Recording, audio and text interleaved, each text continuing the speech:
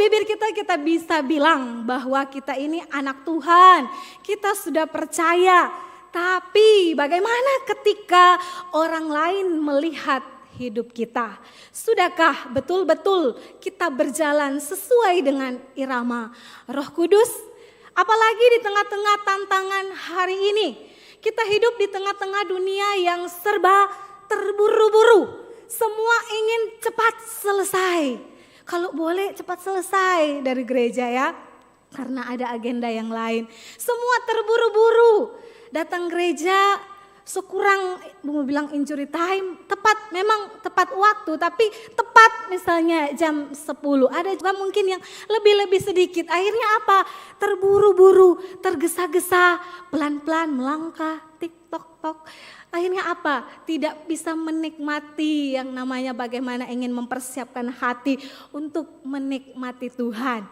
Paulus memberikan kontras pengaruh antara anggur dan roh. Nah, ada paralel langsung di antara keduanya, yaitu sama-sama itu ada perubahan perilaku. Nah, kita tahu bersama bahwa gambaran orang yang mabuk, Bapak Ibu tahu tuh bagaimana kondisi orang mabuk? Tahu? Pernah alami? Kesedu ya. Jadi kalau orang yang mabuk berarti dia itu ada di bawah kontrol atau kuasa daripada minuman keras tersebut ya. Nah, berarti nanti akan terjadi perubahan perilaku. Misalnya dia yang pemalu, ketika dia minum banyak, jadi apa dia? Cerewet ya, semua dia mau utarakan, semua dia mau keluarkan unek-unek ya. Kalau orang semabuk pasti, anak begini, kita kok gini, pokoknya semua akan dikeluarkan ya. Dan biasanya juga orang mabuk itu, ya memang ada banyak faktor. Mungkin karena terlalu banyak beban hidup. Ya ada juga karena memang kebiasaan ya. Tetapi orang bilang, ayo kalau minum minuman keras maka kamu akan sedikit melupakan apa yang menjadi mungkin depresimu. Apa yang menjadi mungkin penderitaanmu. Dan orang berpikir kalau dia mabuk maka dia akan mendapatkan kesenangan ya. Jadi kalau dia pikir dia mabuk, di situ dia sedikit saja ada waktu untuk dia bisa melupakan mungkin pergumulan-pergumulannya ya. Jadi sebenarnya ini kesenangan yang tidak aman ya. Kemudian perubahan perilaku lagi di mana mungkin orang berpikir kalau ketika dia mabuk maka dia akan mendapatkan kekuatan dan keberanian di situ ya. Kita tahu bersama ya, kalau orang semabuk ya, mungkin orang juga pernah berjumpa dengan orang mabuk di jalan. Kalau orang tanya tuh, kenapa nggak tidur di jalan? Dia langsung bilang, nggak jalan so ini. Nah, jadi orang mabuk itu nggak takut siapapun. Mau polisi mungkin yang bilang, mana itu berdiri? Dia bilang, memang polisi pe jalan. Dia tidak memikirkan, tidak takut dengan siapapun. Karena ada keberanian yang sebenarnya bohong yang ditimbulkan ketika ada efek, ada kuasa daripada minuman keras itu. Dan kemudian orang berpikir bahwa kalau mabuk itu akan dapat kekuatan. Nah, orang yang juga dalam kondisi mabuk itu DP kekuatan kala-kala Superman ya. Mungkin kalau orang panggil bakalai saat itu orang sok, ngana semabuk, awas ngana. Terako pangane, dia malah lebih agresif dan mungkin yang lawan. Makanya orang bilang kalau orang sehat jangan tegur tuh orang mabuk ya. Kalau orang normal enggak usah ya. Mau namanya orang mabuk dia lagi dikuasai maka terjadi perubahan perilaku. Berbeda, sangat punya jurang yang dalam antara orang yang punya kuasa atau dia berada dalam kontrol kendali minuman keras dengan orang yang dipenuhi dengan roh atau Roh Kudus. Sama-sama terjadi perubahan perilaku, tapi ketika orang yang mengalami yang namanya dipenuhi oleh Roh Kudus, maka terjadi perubahan perilaku. Kalau yang lalunya, mungkin yang dulunya dia seorang pemalu, maka ketika dipenuhi Roh Kudus, dia akan diberikan keberanian ilahi ya. Dia akan diberikan ketenangan. Kalau orang mungkin yang kerasa gerusuk, orang yang tidak tenang, diberikan ketenangan. Orang yang mungkin banyak pergumulan, Tapi dia tahu bahwa ketika dipenuhi Roh Kudus, maka Roh Kudus akan menenangkan, akan memberikan penghiburan, kekuatan dan menolong hidupnya. Ketika orang yang mungkin menantikan kekuatan dan ketika dipenuhi oleh Roh Kudus, maka dia akan juga mendapatkan kekuatan yang sejati daripada Tuhan. Kita tahu bagaimana perubahan perilaku dari anak-anak Tuhan dalam kisah para rasul. Kita tahu Petrus bukan? Petrus dulu dikatakan dia apa? Menyangkal Tuhan, dia seorang yang pecundang. Tetapi kalau kita lihat narasi kisah para rasul menjelaskan bahwa Petrus berubah ya. Dia memiliki keberanian dari Tuhan untuk apa? Untuk bisa berkhotbah di depan banyak orang. Dan kuasa Roh Kudus mendrive hidupnya Petrus sehingga dia berhasil mempertobatkan beribu-ribu orang. Kita tahu juga Stefanus, bagaimana Barnabas. Mereka adalah orang-orang yang dikatakan hidup penuh dengan Roh Tuhan. Hendaklah hidupmu dipenuhi dengan Roh. Di situ berbicara tentang sebuah perintah dan kehendak Allah. Nah, dalam bahasa Yunani maka kata kerja ini berada dalam modus imperatif. Itu berarti bahwa kepenuhan Roh bukanlah sebagai pilihan atau hanya opsional belaka. Jadi kalau ada pilihan kan, oh kita mau atau tidak mau. Tapi kalau yang namanya bukan opsional berarti itu keharusan. Yang namanya seorang yang sudah lahir baru menerima kuasa Roh Kudus berarti dia juga mau dibimbing dan dikendalikan oleh Roh Kudus. Bapak Ibu Saudara yang dikasihi Tuhan, antara menerima Roh Kudus dan dipenuhi oleh Roh Kudus adalah dua hal yang sangat berbeda. Menerima Roh Kudus itu adalah satu proses yang kita terima pada titik start awal kita lahir baru di dalam Kristus. Kita percaya kepada Tuhan, Roh Kudus diberikan di dalam hati kita. Dia tinggal, dia tetap diam di dalam hati kita. Jadi jangan ada yang berpikir ya, oh Tuhan tahu, iya Roh Kudus ada di hati. Terus kalau kita melakukan dosa, nanti Roh Kudusnya keluar dang. Emangnya Roh Kudus itu keluar masuk? Tidak Bapak Ibu Saudara ya.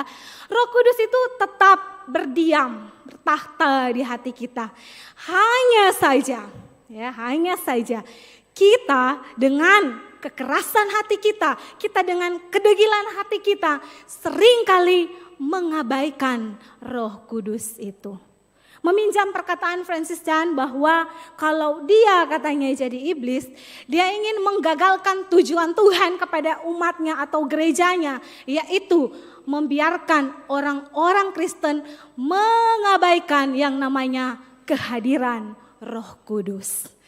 Seringkali kita itu menelantarkan. Bagaimana kita itu seringkali pura-pura pongo dengan panggilan Roh Kudus dalam hati kita. Karena apa? Kita lebih mendengar bagaimana hidup menurut jalan dan irama diri kita sendiri daripada kita mau hidup berjalan dengan irama Roh Kudus. Kehidupan umat Kristen tidak hanya sampai kepada proses yang namanya justification atau kita dibenarkan, tapi kita perlu melangkah ke tahap selanjutnya, yaitu adalah tahap sanctification, di mana kita harus mengalami yang namanya pengudusan hidup.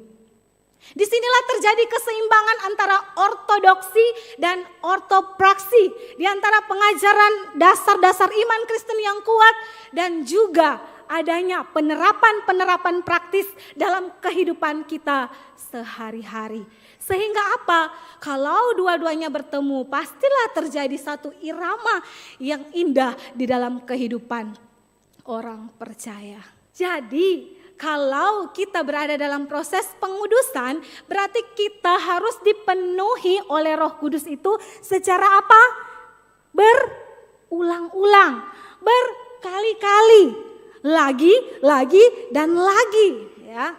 Memang betul ada Roh Kudus dalam hati kita. Tetapi supaya Roh Kudus bisa leluasa bekerja, kita harus memohon kepada Tuhan, kepada Allah Roh Kudus itu untuk apa? Untuk juga bekerja dalam hidup kita. Nah Bapak Ibu Saudara, disinilah proses juga di mana dikatakan bahwa kedaulatan Allah itu akan bertemu dengan tanggung jawab manusia. Anugerah Allah akan bertemu dengan kehendak bebas manusia. Sehingga apa? Sehingga kita bisa melakukan sesuai dan seturut apa yang menjadi kehendak Tuhan lewat padanan firman Tuhan. Tetapi sayangnya orang banyak, ya mungkin tidak termasuk bilangan kita di sini. Banyak orang Kristen itu cuma puas, oh yang penting kok kita selamat. Oh only by your grace ya. Kita tahu betul kita diselamatkan karena anugerah.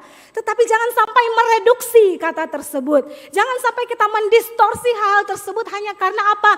Kita mau membela diri kita. Kita mau menyimpan dosa-dosa kita dengan cara kita bilang, kan kita sudah diselamatkan karena anugerah Tuhan. Betul, itu tidak salah, tapi belum cukup. Kita perlu melangkah kepada panggilan untuk menjadi kudus. Karena Allah adalah kudus. Bapak Ibu Saudara yang dikasih Tuhan, ini menjadi penting untuk kita pikirkan. Bahwa dipenuhi oleh Roh Kudus itu adalah kebutuhan mendasar.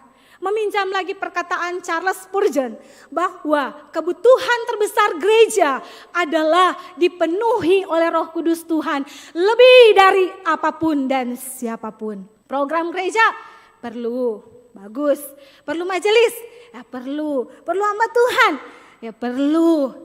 Perlu rencana-rencana ke depan, perlu. Tapi jangan lupa, ada kebutuhan mendasar, ada kebutuhan pokok yang harus dikejar oleh gereja dan umatnya. Yaitu apa? Dipenuhi oleh Roh Kudus secara berulang-ulang, secara berkelanjutan sampai nantinya dikerjakan di sorga yang mulia.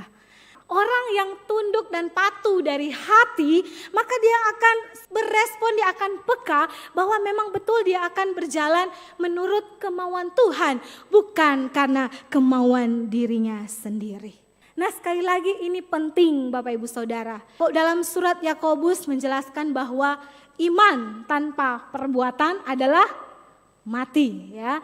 Jadi faktor kerjasama di sini adalah ketika betul kita diselamatkan, tapi kita juga sebagai manusia diberikan tugas, diberikan tanggung jawab untuk bekerja bersama-sama dengan Roh Kudus, untuk sama-sama kita dibentuk oleh Tuhan.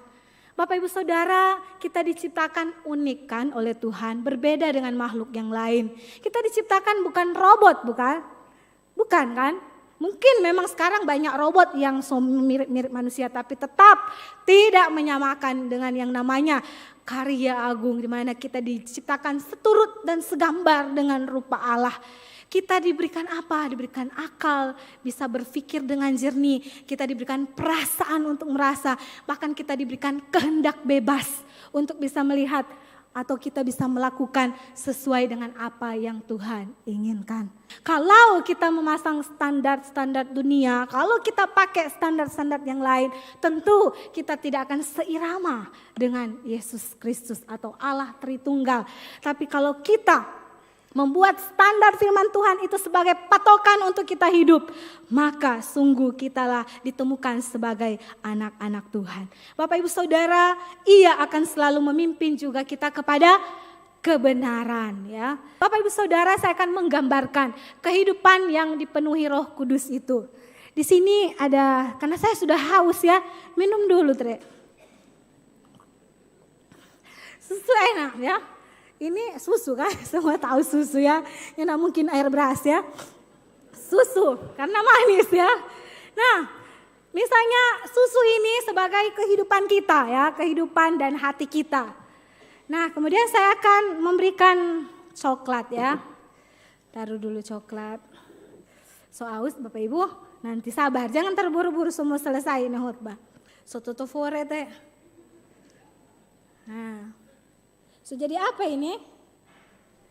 Masih susu putih kan Bapak Ibu Saudara?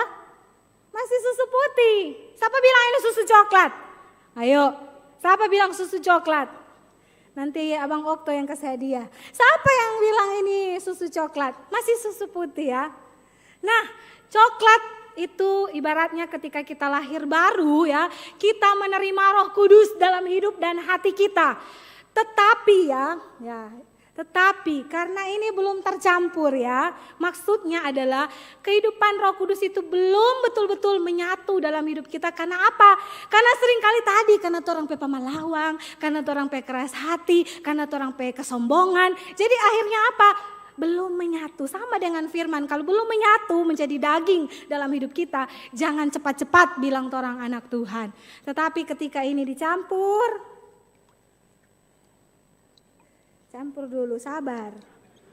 Belajar sabar tuh, spiritualitas melambat mesti begitu. Sudah ada perubahan rasa dulu aos no. Ini betul, sudah susu coklat ya.